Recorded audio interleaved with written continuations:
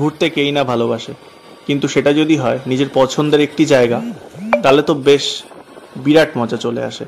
আর পড়া টিপ মেরে ঘুরতে যাওয়ার আলাদাই একটা মজা কাজ করে ভাই, তোমরা মানো চাই না মানো। কিন্তু সব দিন মারতে বলছি না, মাঝে মাঝে পড়া টিপ করে ঘুরতে বেরোনোই যায়, যেমন আমরা আজ বেরিয়ে পড়েছি। তো আমরা মেনলি আজকে যাচ্ছি জল, নৌকা আর ফুলের দেশে। তো সেটা যাওয়ার জন্য আমাদের অ্যাজ ইউজুয়াল জ্যামের স্বর্গ অর্থাৎ কলোনি মোড়ে আসতে হবে। আমরা কলোনি মোড়ে অলরেডি চলে এসেছি, এসে আমরা অলরেডি রীতিমতো জ্যামে ফেসে গেছি। ফেসে যাওয়ার পরপরই দেখতেই পাচ্ছ আমরা দাঁড়িয়ে আছি এবং নিজেদের একটু প্ল্যানটা ছকে নিলাম যে কিভাবে কি পৌঁছাবো আমাদের ডাইরেকশানে।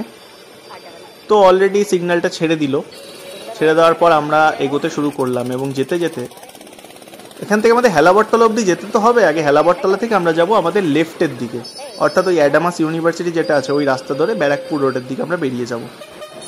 চলো ভিডিওর সঙ্গে থাকো। কাকা মাঝখানে একটু কেরামতি দেখানোর চেষ্টা করলো, কিন্তু এগুলো ঠিক নয়। চলো এগোনো যাক। যেতে যেতে সামনে তোমরা দেখতে পাচ্ছ হেলাবরতলার যে বোর্ড সেটা, এবং হেলাবরতলার খুব কাছাকাছি চলে এসেছি। ওই যে স্ট্যাচুটা, এখান থেকে আমরা চলে যাবো লেফটের দিকে, যে রাস্তাটা চলে যাচ্ছে ব্যারাকপুরের দিকে। তো আমরা এই রাস্তা ধরে সোজা চলে যাব এবং আমাদের লেফটে পড়বে অ্যাডামাস ইউনিভার্সিটি যেটা রয়েছে সেটা। এই আমাদের লেফটে অ্যাডামাস ইউনিভার্সিটিটা পড়ে গেছে অলরেডি, তোমরা দেখতেই পাচ্ছ। তো এটাকে লেফটে রেখে আমরা চলে যাব সোজা।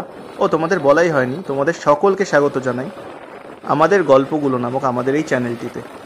তোমরা ভিডিওতে থাকো, চলো দেখা যাক।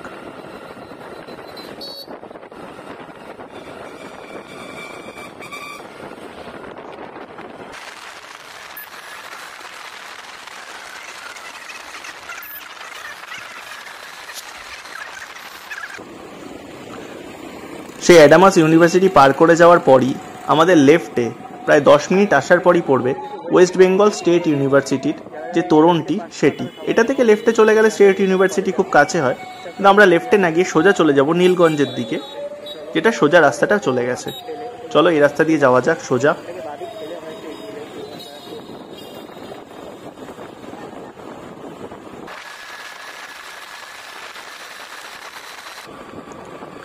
তো ইউনিভার্সিটির তোরণটি পার করে আসার পরই আমাদের লেফটে পড়বে আমাদের আরেকটি ল্যান্ডমার্ক, যেটা রয়েছে কেভিন্টার ডেয়ারি ফ্যাক্টরি। তো এই কেভিন্টার ডেয়ারি ফ্যাক্টরিটা পার করে আমরা চলে যাব সোজা।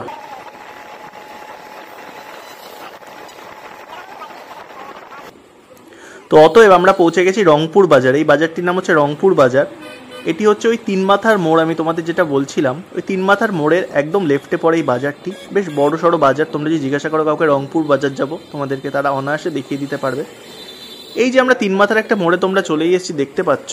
তো একটা রাস্তা চলে যাচ্ছে সোজা ব্যারাকপুরের দিকে, আর এইদিকে ডান দিকের যে রাস্তাটা রয়েছে এই রাস্তাটা চলে যাবে আমাদের ডেস্টিনেশনের পথে।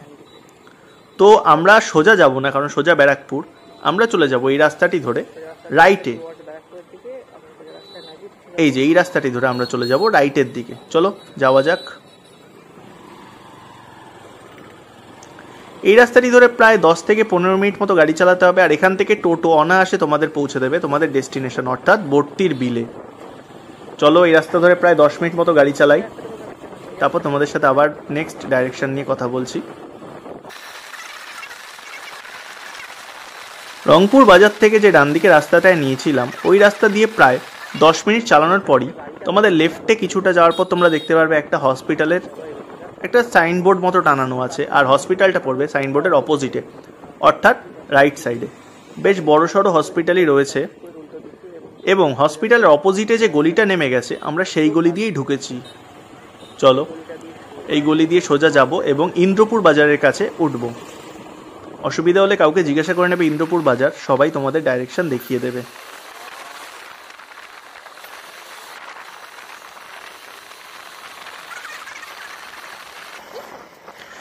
অতএব আমরা পৌঁছে গেছি প্রায় ইন্দ্রপুর বাজারের কাছে, এবং এই বাজারের মধ্যে থেকে একটা রাস্তা যেটা লেফটে ঢুকে যাচ্ছে আমরা সেই রাস্তাটা নিয়ে নেব। এই যে সেই রাস্তাটা, এবং এটি প্রায় মাটির রাস্তা, তোমরা এলেই দেখতে পাবে। ও বলে রাখি এখানে প্রায় টোটো ঢুকে যাবে, এবং 4 চাকা যাদের হাত ভালো তারা পুরোটা হয়তো না ঢোকাতে পারলেও এই রাস্তা দিয়ে কিছুটা ঢুকিয়ে নিতে পারবে। বিশেষত আমি প্রেফার করব তাদেরকে যে তোমরা বাইক নিয়ে এসো বা টোটো করে আসো, কিন্তু 4 চাকাটা অ্যাভয়েড করো, নয়তো অনেক প্রবলেমে পড়তে হতে পারে। তো এই মাটির রাস্তা দিয়ে কিছু দূর যেই চালানোর পরই তোমাদের রাইটে পড়বে একটা ইন্দ্রপুর অবৈতনিক প্রাথমিক বিদ্যালয়। চলো এই বিদ্যালয়টি আমরা প্রায় খুব কাছেই চলে এসেছি। এই যে রাইটে বিদ্যালয়টা পড়ে গেছে, এই বিদ্যালয়টাকে ডান দিকে রেখে আমরা চলে যাব সোজা মাটির রাস্তা ধরে। এখানে যে ল্যান্ডমার্ক হিসেবে একটা মন্দির রয়েছে সেটা তোমরা ইউজ করতে পারো, তো আর মনে হয় ল্যান্ডমার্কের প্রয়োজন হবে না। এই রাস্তা দিয়ে তোমরা প্রায় সোজাই চলে যাবে। এই রাস্তা দিয়ে কিছু দূর যাওয়ার পরে ডান দিকে একটা খোলা ধান ক্ষেত পড়বে, এবং আরও কিছুটা এগোনোর পর তোমরা একটা ব্যানার দেখতে পাবে। ওই দূরে একটা ব্যানার দেখা যাচ্ছে, ওই যে ব্যানারটা, ওই ব্যানারটা হচ্ছে ভর্তির বিলকে ডাইরেক্ট করে দিচ্ছে। একদম ডাইরেকশনটা ওখানে স্পষ্ট এবং ক্লিয়ার রয়েছে ব্যানারে। দেখো এখান থেকে লেফটে দেখাচ্ছে, তো আমরা লেফটের দিকে চলে যাই, চলো।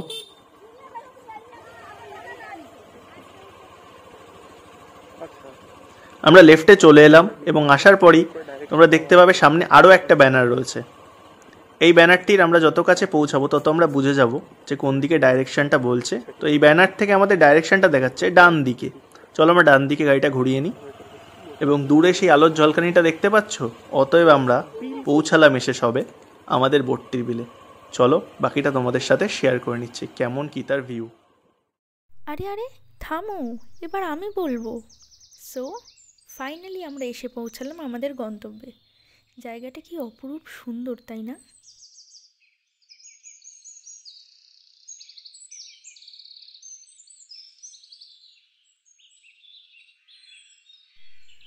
ইটকাট পাথরে মোড়া মফস্বলের মাঝেও প্রকৃতির এত সুন্দর শোভা যে এই জায়গায় লুকিয়ে আছে তা এখানে না এলে বুঝতেই পারতাম না। তবে কি জানো, আমি এই জায়গায় এর আগেও এসেছি। মাসটা ছিল সেপ্টেম্বর, তখন কিন্তু চারিদিকটা সম্পূর্ণভাবে জলে ডুবেছিল।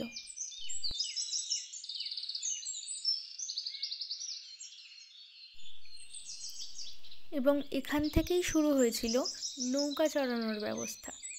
এই দুটো জায়গাতেই নৌকা চড়ানোর ব্যবস্থা হয়েছিল, এবং আমরা মাঝিভাইয়ের থেকে জানতে পেরেছি এইখানে ঘুরতে আসার সবথেকে ভালো সময় হলো আগস্ট, সেপ্টেম্বর ও অক্টোবর মাসটা।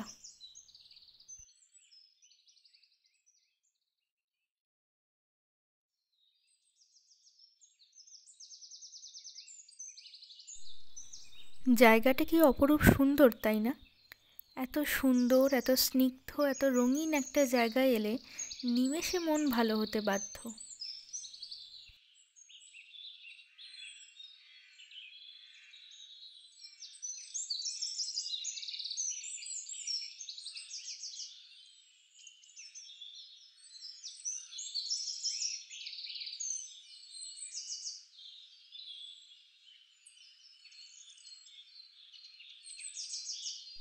এই হলো বর্তির বিলের সেই জায়গা, বর্তমানে যেখানে নৌকা চড়ানোর ব্যবস্থা করা হয়েছে। তবে এই দিকের জলের গভীরতা অনেকটাই বেশি, এখানকার মাঝি ভাইদের থেকেই পাওয়া তথ্য।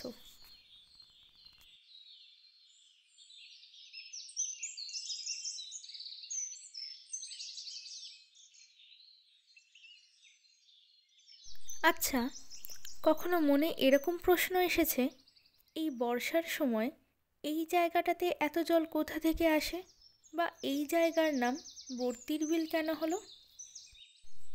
আসলে এখানকার মাঝি ভাইয়ের থেকেই জানতে পেরেছি এই বর্ষার সময় ৩২টা গ্রামের জল এসে এইখানে জমা হয়, আর সেই থেকেই এই জায়গার নামকরণ করা হয়েছে বর্তির বিল। কি সুন্দর, তাই না?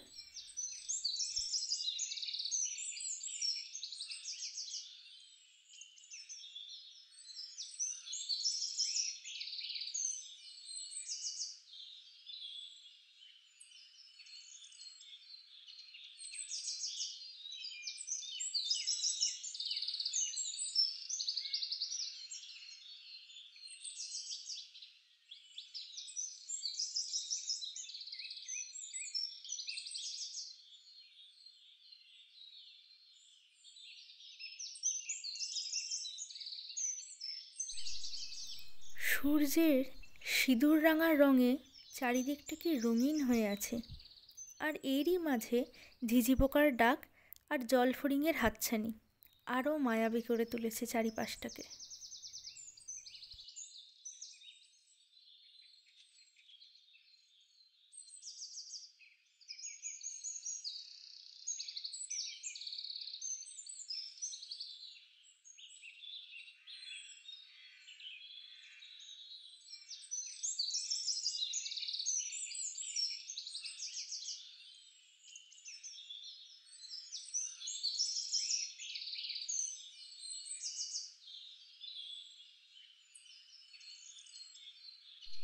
আস্তে আস্তে দিনের আলোও কমে আসছে।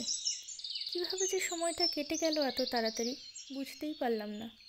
তাহলে এবার আমাদের বাড়ি ফেরার পালা।